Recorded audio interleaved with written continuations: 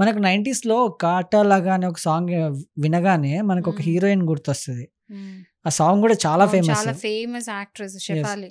ఆ యాక్ట్రెస్ ఏంటంటే రీసెంట్‌గా స్టెరాయిడ్స్ క్రీమ్స్ వాడింది. టాబ్లెట్స్ రకరకాలుగా ఏదో ఫెయిర్‌నెస్ కోసం అని జెప్పేసి, ఏజ్ తక్కువ ఉండాలని జెప్పి వాడింది. దానివల్ల చనిపోయింది అంటున్నారు. అసలు ఏమైంది మేడం ఆ కేస్‌లో? సీ ఈ కేస్‌లో ఏంటంటే ఆ అమ్మాయి అంటే 1990స్‌లో నిజంగా కూడా చాలా హిట్ యాక్ట్రెస్ ఆమె. సో, ఆ సాంగ్ వినగానే ఆమెకు గుర్తొస్తది. వెరీ బ్యూటిఫుల్, చాలా బావుంటారు.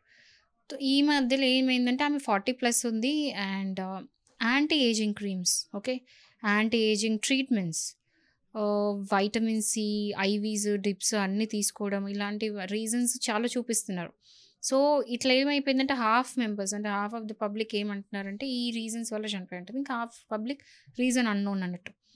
బట్ 40+లో చనిపోవడం హార్ట్ అటాక్ ఇస్ లైక్ ఒక కన్సర్న్. ఎందుకు ఈ ఏజ్‌లో హార్ట్ అటాక్ వచ్చింది అనేది కొన్ని చూసుకుంటే ఏందంటే, చనిపోయే రోజే వైటమిన్ సి డిప్ తీసుకుందని చెప్పేసి వాళ్ళ ఫ్రెండ్స్ రివీల్ చేశారు. And she is been taking treatments since long time. చాలా రోజుల నుంచి ఈ యాంటీ ఏజింగ్ సంబంధించిన ట్రీట్మెంట్స్ మీద ఉంది. అంటే ఇప్పుడు జనాలకి ఎట్లా అబ్సెషన్ అయిపోయిందంటే ఏజింగ్ అనేది natural process. Ageing is very much natural process. 30 ఇయర్స్‌లో ఎట్లా కనపడాలో అట్లే కనపడాలి. 40 ఇయర్స్ కనపడాలి ఎట్లా కనపడాలి. 50 ఇయర్స్, 60 ఇయర్స్ ఏజ్ బట్టి ఐజ్ కనిపిస్తారు. You can not reverse it. Yes. So, reverse చేయాలి అని అత్యాశకు పోతే ఇలాంటివి జరుగుతాయి. And this is not the first time. చాలా ముందు కూడా ఎన్నో కేసెస్ చూసినాం.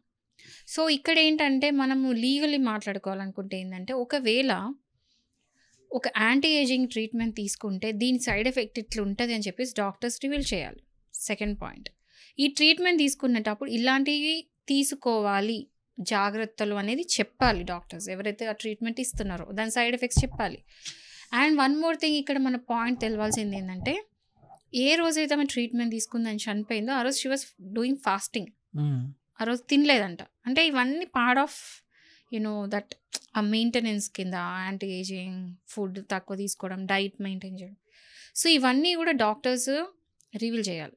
మనం ముందు కూడా విన్నాం, ఆర్తి అగర్వాల్ వీళ్ళు లైపోసెక్షన్ చేసుకొని చనిపోయారు. I mean during that treatment.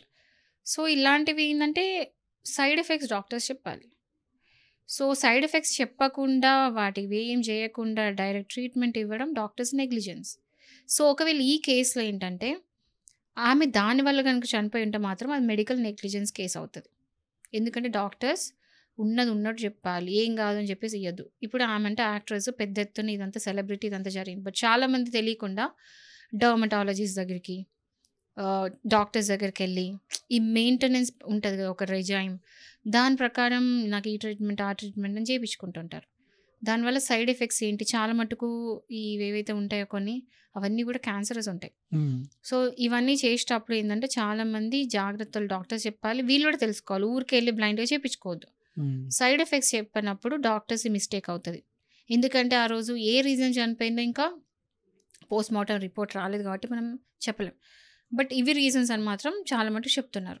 And then ఒకవేళ కనుక ఈ డాక్టర్స్ చెప్పకుండా మెడికల్ నెగ్లిజెన్స్ వల్ల చనిపోతే మాత్రం, ఆర్ ఇలాంటి కేసెస్ ఏమైనా బయట అయితే కూడా దీనికి ఏం చేయాలంటే కన్జ్యూమర్ కోర్టులో కేసు వేయచ్చు. ఎందుకంటే మెడికల్ నెగ్లిజెన్స్ వల్ల చనిపోయింది కాబట్టి వెళ్ళి ఇలా డెఫిషియన్సీ ఆఫ్ సర్వీస్ అని చెప్పేసి వేయొచ్చు. అండ్ ఇది చూసి చాలామంది నేర్చుకోవాల్సింది ఏంటంటే ఇవన్నీ చేయించుకోవద్దు అని చెప్పేసి, దీనివల్ల సైడ్ ఎఫెక్ట్స్ ఉంటాయని చెప్పి తెలుసుకోవాలి. ప్రాణం కంటే అయితే ఇది గొప్పది కాదు కదా, గ్రేట్ కాదు కదా. Maintenance is not great then the life. So, ఇలాంటివి ఏమైనా ఎవరు దీని జోలికి వెళ్ళకుండా ఉండడం బెటర్. ఓకే. సో, ఇలాంటివి ఇప్పుడు ఇక్కడంటే చనిపోయింది. బట్ చాలా మందికు మనం ఒక 1-2 ఇయర్స్ బ్యాక్ ఒక కేసు వచ్చింది. ఒక సలూన్లో వాళ్ళు వెళ్ళి హెయిర్ ట్రీట్మెంట్ చేయించుకుంటే హెయిర్ మొత్తం ఊడిపోయింది, బాల్డ్ అయిపోయారు, అంటే మొత్తం గుండె అయిపోయింది. అలాంటప్పుడు ఏం చేయాలి? ఇది అంటే అది ఈమె చనిపోయింది. బట్ ఇట్లా చిన్నవి కూడా జరగవచ్చు. మీరు సలూన్స్కి వెళ్ళినా లేకపోతే ఎక్కడికైనా వెళ్ళినా కూడా మీరు ఏదైనా ట్రీట్మెంట్ చేయించుకుంటే దాని సైడ్ ఎఫెక్ట్ అయింది. ఎగ్జాంపుల్, మీరు ఏదో ట్రీట్మెంట్ చేయించిండ్రు, మీ మొత్తం హెయిర్ ఫాల్ అయిపోయి జుట్టు ఊడిపోయింది. ఆర్ మీరు ఎక్కడికైనా వెళ్ళి ట్రీట్మెంట్ చేయించుకుని మీ స్కిన్ ఖరాబ్ అయింది.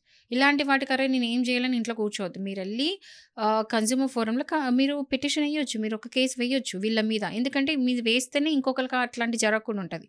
సో, వెళ్ళి మీరు deficiency of service or unfair trade practice కింద మీరు వెళ్ళి కన్జ్యూమర్ ఫోరం వేసి కంపెన్సేషన్ మీకు వస్తుంది అండ్ వాళ్ళ మీద ఫైన్ పడుతుంది.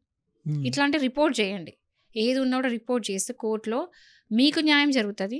ఎట్ ద సేమ్ టైం వేరే వాళ్ళకి అన్యాయం జరగకుండా ఉంటుంది. సో ఇలాంటివన్నీ రెస్పాన్సిబుల్ ఫీల్ అయ్యి మీరు వెళ్ళి కంప్లైంట్స్ అనేవి పెట్టండి. ఈవెన్ పోలీస్ స్టేషన్లో కంప్లైంట్ పెట్టచ్చు. అండ్ ఈ పర్టికులర్ కేసులో షెఫాలి కేసులో ఏంటంటే మెడికల్ నెగ్లిజెన్స్ ఒకటి, ఇంకోటి ఏంటంటే ఇప్పుడు ఒకవేళ కనుక అది చేసినందువల్ల అయితే మాత్రం నెగ్లిజెన్స్ డెత్ కూడా ఆ సెక్షన్ కూడా కవర్ అయ్యి వాళ్ళ మీద ఐపీసీ సెక్షన్స్ పడే అవకాశాలు ఉన్నాయి. సో ఏదైనా పోస్ట్ మార్టం రిపోర్ట్ వచ్చిన తర్వాత క్లియర్గా దీనివల్ల చనిపోయింది అని మాత్రం అందులో డాక్టర్స్ నెగ్లిజెన్స్ ఉంటే మాత్రం medical negligence case and negligent death కింద కూడా డెత్ డ్యూ టు నెగ్లిజెన్స్ కూడా ఈ సెక్షన్స్ అన్నీ కూడా కవర్ అవుతాయి. సో ఇది పబ్లిక్కి మనం ఈ టాపిక్ ఎందుకు డిస్కస్ చేస్తున్నాము అంటే ఎవరైనా సరే చిన్న ఎత్తునైనా సరే, ఇది అంటే డెత్ కానీ చిన్న ఎత్తున కూడా ఇలాంటి ఇష్యూస్ అని ఫేస్ చేస్తే మీరు వెళ్ళేసి కన్జ్యూమర్ ఫోరంలో కేసు పెట్టొచ్చు. అది ఈవెన్ స్మాల్ థింగ్ అయినా సరే, చిన్న ఇష్యూ అయినా సరే. ఎందుకు చెప్తున్నా అంటే ఇలాంటిది ఇంకొకరు ఫేస్ చేయొద్దని చెప్పేసి. సో ప్రతిదీ రిపోర్ట్ చేయండి. ఊరికి ఇంట్లో కూర్చుని పోన్లే ఏముంది పోనీ అని వదిలేయద్దు. ఎందుకంటే చిన్నగా అయ్యేది రేపు పొద్దున పెద్దగా అయ్యే ఛాన్సెస్ ఉన్నాయి. సో రెస్పాన్సిబుల్ ఫీల్ అవ్వండి. ఎవరైనా సరే సలూన్స్ కానీ డర్మాట్స్ కానీ, అంటే ఇప్పుడు అన్‌ప్రొఫెషనల్ డాక్టర్స్ లాగా పేర్లు చెప్పుకొని డర్మటాలజిస్ట్ అని వాళ్ళ దగ్గర సర్టిఫికేట్ లేకుండా డర్మటాలజిస్ట్ చెప్పుకొని నడిపించే ఎన్నో క్లినిక్స్ ఉన్నాయి. ఇలాంటివన్నీ రిపోర్ట్ చేయండి. పోలీస్ స్టేషన్లో రిపోర్ట్ చేయండి, కన్జ్యూమర్ ఫోరంలో రిపోర్ట్ చేయండి. సో దాట్ ఇట్లాంటి రిపీట్ కావు అండ్ వేరే వాళ్ళు సఫర్ అవ్వకుండా ఉంటారు. ఓకే, సరే స్కిన్ ఖరాబ్ అయితే మళ్ళీ రిపేర్ అవుతుంది, హెయిర్ పోతే వస్తుంది. కానీ ఇట్లాంటివన్నీ క్యాన్సర్ కాజింగ్ ఉన్నా లేకపోతే డెత్ కాజింగ్ ఉన్నా కూడా అవన్నీ రిస్కీ కదా. అలాంటి రిస్కీవి ఉండాలంటే ప్లీజ్ పీపుల్ రెస్పాన్సిబుల్ ఫీల్ అయ్యి వచ్చి ముందుకు వచ్చి కంప్లైంట్ అనేది పెట్టండి.